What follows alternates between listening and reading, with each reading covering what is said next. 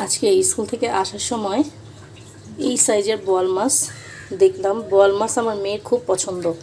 তা আমি আবার বাসায় এনে এই যে উপরের যে কালো কালো আবরণটা এটা দিয়ে ডোলে সুন্দর করে পরিষ্কার করে নিয়েছি। এখন হচ্ছে মাছ কেটে নিব। আজকে আমার মেয়ের জন্য সারপ্রাইজ। সে যখন এসে দেখবে বোয়াল মাছ ভুনা করেছি তার জন্য সে অনেক খুশি হয়ে যাবে।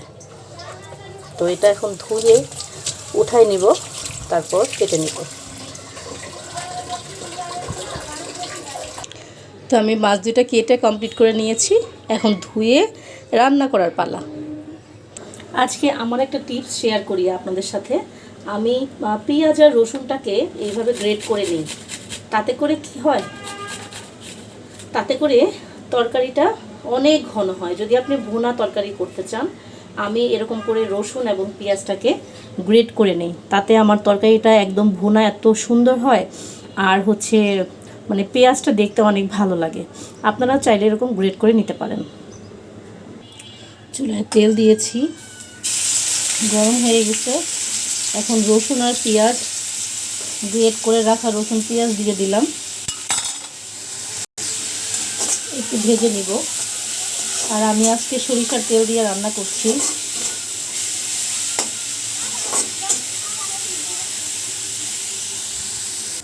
ভাজা অনেকটা হয়ে গেছে, এখন দেব হলুদের গুঁড়া, তারপর দিচ্ছি মরিচের গুঁড়া। আমি ঝালটা একটু বেশি দিব, 2 টেবিল চামচের মতো দিয়ে দিলাম। তারপর দিলাম ধনিয়া গুঁড়া। এখন দিব সামান্য একটু জিরার গুঁড়া। তারপর দেব স্বাদ মতো লবণ। এখন একটু পানি দিয়ে দিব। তারপর মশলাটা কষিয়ে নেব।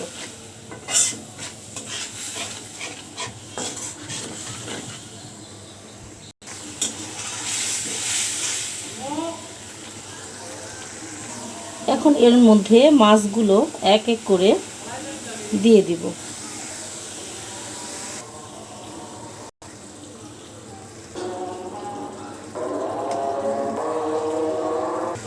মাছগুলো আমি ভেজে নিইনি, এই মাছগুলো এমনিতেই অনেক মজা। তো আমি ভাজার চাইতে এমনি কাঁচা রান্না করতেই বেশি পছন্দ করি এই মাছ। এখন একটু উল্টে দিচ্ছি।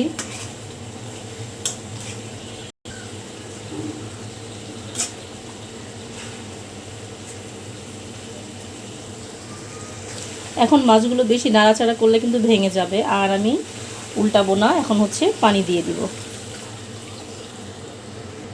পানি দিয়ে জাস্ট আলতো করে একটু নেড়ে দিব, আর বেশি নাড়াচাড়া করলে ভেঙে যাবে। এখন ঢেকে দিব।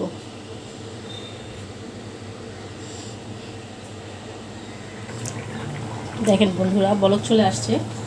বোয়াল মাছের তরকারি যখন বলক চলে আসে, এত সুন্দর একটা ঘ্রাণ, মানে এই ঘ্রাণেই মনে হয় পেট ভরে যায়। এখন কয়েকটা কাঁচামরিচের ফালি দিয়ে দেব। এখন আমি উপর দিয়ে একটু ধনিয়া পাতা ছিটিয়ে দিব। ধনিয়া পাতা এই তরকারির টেস্টটা আরও বাড়িয়ে দিবে।